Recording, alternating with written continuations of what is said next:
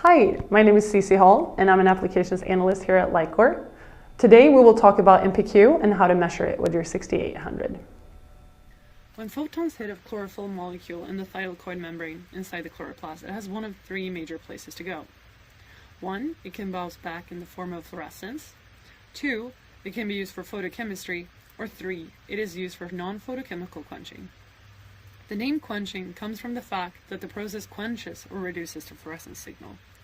Thus, photochemistry also sometimes goes by the name photochemical quenching. The purpose of NPQ in plants is to remove excess light energy. If the plant did not have these capabilities, reactive species would get generated, which can damage the plant. As light starts to increase and more photons are hitting photosystem 2, the pH will start to decrease in the lumen as more water is split. This triggers the engagement of NPQ. Instead of the excess energy going towards NADPH and ATP production, one thing that happens is that the energy is used to bind protons to various membrane pigments and proteins that are on the lumen side. Heat is released as a byproduct. Once light levels go down, the process is reversed and the protons are released. There are at least 3 different components of NPQ, and the one I just described, the binding of protons in the lumen, is QE. As a response to highlight is QE. This is the largest component of NPQ, and it is also the one which relaxes the quickest when the light decreases. The other 2 components are QT and QI.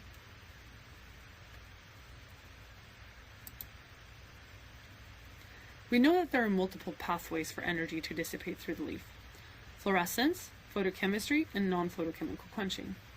Each of these pathways has a rate constant associated with it. And those rate constants are what allows us to use fluorescence to inquire about photochemistry and NPQ. Whenever we do a fluorescence measurement, F0 and Fs, which are steady-state fluorescence before a flash and a dark and light adaptive measurement respectively, or Fm and Fm prime, the maximal fluorescence during a flash and a light and dark adaptive measurement respectively, we use this general fluorescence equation seen here. What we measure is fluorescence, and at any point in time, the fluorescence will be the rate of fluorescence divided by all the other rate constants. The rate constants are directly related to absorbed photons. We have the rate of photochemistry, Kpc, and this rate will be constant and proportionate to the amount of open reaction centers, PQA. The next rate constant is the rate of NPQ, which is proportional to the amount of NPQ currently engaged, PZ. And lastly, we sum all other rate constants into Kx. Kx are rates that we assume to be constant when measuring fluorescence. From this equation, we can derive the following parameters. All or some of these parameters are used when calculating NPQ. More details on each of the equations can be found in the LI-6800 manual. So how can we use these various fluorescence parameters to estimate NPQ? Well, here are 3 of the NPQ parameters you get from the LI-6800. The first one is NPQ, and it's an arbitrary value which can be greater than 1. The next 2 parameters, Qn and Qnf0, are fractions where maximal NPQ would be 1. In the first parameter, we use F0 prime, minimal fluorescence in the light, and in the last parameter, we use F0, minimal fluorescence in the dark. All 3 parameters require both dark and light adaptive measurements, and it is important that when you estimate NPQ, both dark and light adaptive measurements are taken on the same leaf. If you have a large enough sample size with small variance, you could potentially use a few dark adaptive measurements for a larger sample size of light adaptive measurements. How do we get at these parameters in the LI-6800? Step 1 is the dark adapter plant or plants. Ideally overnight or some longer period that gives you FV over FM values that are not statistically different from the true overnight dark adaptive measurements. Step 2 is to clamp onto your leaf and do a flash. This is where you get your F0, your FM, and thus your FV, FM values. Next, you'll let the plant acclimate to light. Low light or high light, that is up to you and what type of experimental protocol you're following. The last step is to clamp on and make a flash, which potentially is followed by a dark pulse. I will get back to why I say potentially on the next slide. This light adaptive flash is where you get your Fs, Fm, and your F0 prime values that you can combine with Fm and F0 to get at NPQ. So I just said we potentially do a dark pulse after the flash. The reason to why I say potentially is because there are two ways to estimate F0 prime. Minimal fluorescence in the light. The first way is where you do a dark pulse or a far red light with the red-blue light turned off. Far red is preferentially used by photosystem 1, so since red-blue light is off, we stop the excitement of electrons in photosystem 2 and thus drive all the electrons to photosystem 1. That way we fulfill the requirement of having NPQ engaged, but a fully oxidized QA. The other option to estimate F0 prime is as shown by Oxbury and Baker in their paper from 1997, reference provided here below. Both ways get computed in the LI-6800. F-min, which is the F0 prime estimated by the dark pulse, gets generated every time we do a dark pulse, and alt F0 prime, which is the parameter from Oxbury and Baker, gets estimated every time we do a light adaptive flash. Which one gets used to calculate the QM parameter depends on whether a dark pulse was done or not. Next, we're going to go and do a few experiments. So for our NPQ measurements, we first need a dark adapted measurement. And when you do a dark adapted measurement, the most traditional best way is to do it overnight. So let it sit, for multiple hours in the dark. If you don't have access to, if you need to do it kind of during the day or something, you can always dark adapt the plant by putting it in, a cabinet. Maybe you have a way to dark adapt the whole room. Or in this case, what we've done here is put aluminum foil around the leaf and let it sit for at least probably an hour. So the time you need, that kind of something you probably need to check on your plant to compare it to truly dark adapted overnight measurements. So when we do a dark adapted measurement, the most important thing is that our light is turned off. So I'm going to go here and make sure that my light is turned off. Perfect. What we'll do over here, we'll unfold this, and I have to do this really quickly. Ideally, we would want it to be dark in here. So I'll make sure my chamber is open, first of all. And then I'll actually slide it down here. See if I can do this. Boing. And then we'll clamp on here.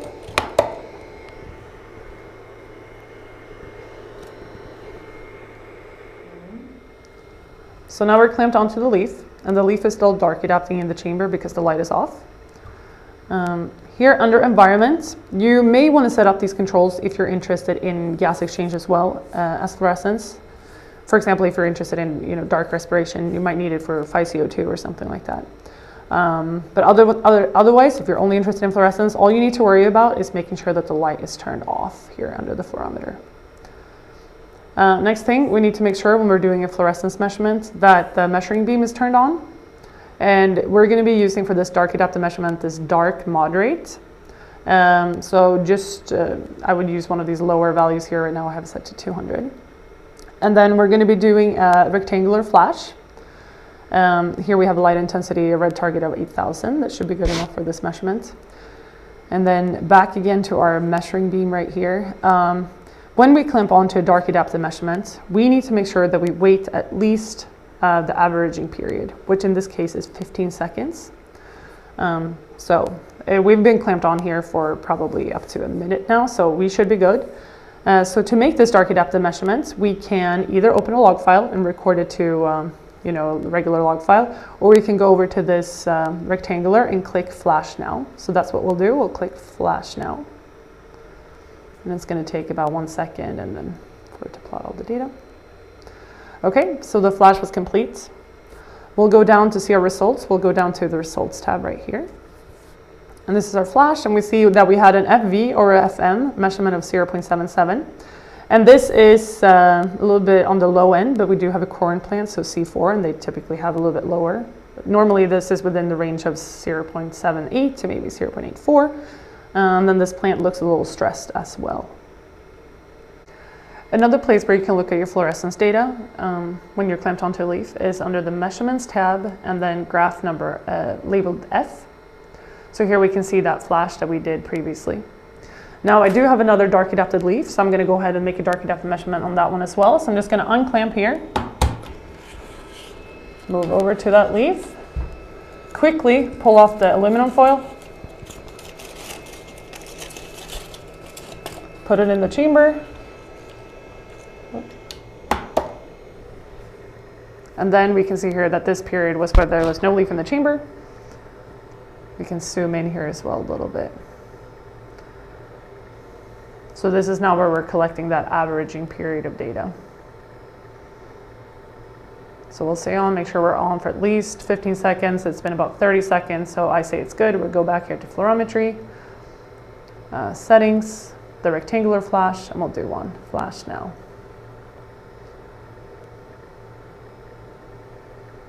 Okay, we'll look at our results here. This new one was same value, 0.77. So you'll see that this is going to be pretty consistent for your plant. Now, what I want to do when I'm doing a NPQ measurement is that I want to light acclimate my leaves. So this can be naturally, you know, if they're out in the field, just like sun starting to rise, or we can put it in the chamber and increase the light intensity. So what I'll do is that I'll put it in the chamber. I'll go back to that original leaf I was on. Unclamp over here. Go back here. And then we'll go into the environment tab, which is already set up. I've already set up my environmental controls, except that the light is turned off. So I'm going to turn it on. It's currently set to 10, but I will change this to, we'll start at 500 here. Done. Okay, so now we'll have to wait for that leaf to acclimate to the new light set point.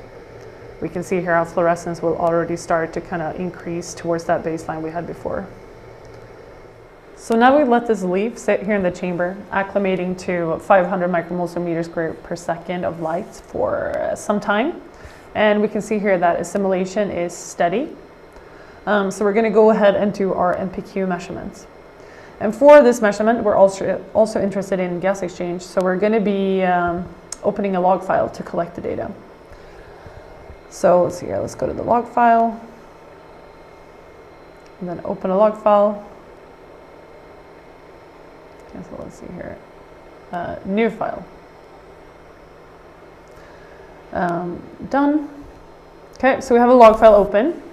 We're going to go ahead and set up our settings for our fluorescence. So under fluorometry here, we're going to be using a multi-phase flash. So we have the defaults here and they're good, so we'll stick with those. We'll also use the dark pulse for this NPQ. Here are the defaults, should be good. If you need to, you can optimize those. There are more resources in the 6800 manual on how to do that. And then for our constants, so we collected a bunch of dark adapted measurement earlier today. And this one, that's getting populated right here, right now, the FM, F0, that's all coming from the latest file. So the latest dark adapted measurement we did. Every time you do a dark adapted measurement, the instrument will generate a specific file. It's called a dark adapted file. So we're going to go ahead and load the file that's associated with this particular leaf. So I'll go in here and click load. And this is the latest one I did, but I want the earliest one I did. So we'll select here, click OK, and we can see how these values repopulate. Next, we'll go back here to our log setup. And under fluorometer options, we want to make sure that we have the fluor action at log set to number 2, which is do an F0 FM if it's dark, or if it's light, do an FS FM F0 prime. That means that it's going to do a flash, and then it's going to do a dark pulse right after. And then our flash type here is set up as multi-phase, which is the same as what we specified earlier. Okay, so when things look stable, we're going to go ahead and press the log button. And I happen to have prompts on, so we'll just click continue. And now it's going to auto match. It already collected that data. It's probably going to collect that dark pulse right now. We can go to this fluorescence tab and see what it's doing. So the first thing here, that was the flash. So fluorescence increased during the flash, and then we see that fluorescence dropped here during the dark pulse. And now here we can go to a graph, I think it's grid number, let's see, so number 6 here. And we can look at our different NPQ parameters. So here we have our QN, here we have our NPQ, we have our QN using F0 instead of F0 prime, and so on. And then what we can do is compare these two NPQs at different light intensities. So next we'll acclimate this plant to a slightly higher light level, and then we can look at how those how those NPQ values compare. And we'll leave this log file open, so we'll log to that same file. We'll go ahead and go to environments. We'll up the light here. And we'll go to jump pretty crazy. We'll go to 2000. Click done. And then we'll go back to this measurement screen. Go back to A here, and then we'll let it acclimate. So now our leaf has acclimated to the new light level. We set it up to 2000 micromoles per meter squared per second. We see here that assimilation increased. It has stabilized. So we're going to go ahead and do another NPQ measurement.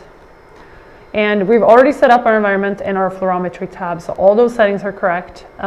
We're still clamped onto that same leaf, so we don't need to change those dark adaptive parameters. We don't need to load a new file because they should still be the same. So all we're going to do is collect a new flash and a dark pulse from where we get our F0 prime. So we'll go ahead here, and I'm going to go to the screen 6, which is preloaded with the NPQ parameters. And if you watch these parameters, you'll see how hopefully they drop here, because at higher light levels we have, or actually they're going to increase, sorry, because at higher light levels we have more NPQ engagement. So let's go ahead and do a flash.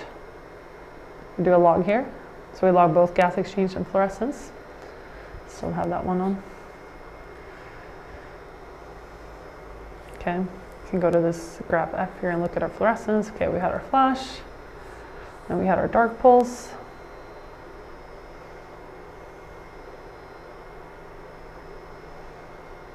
I'm just going to wait until that log. Okay. Nice. We can see here our QN, our NPQ, our QN F0, all those things increased, which makes sense. As always, we have more resources on our website. You can always contact LI-COR for support, or you can contact your local distributor.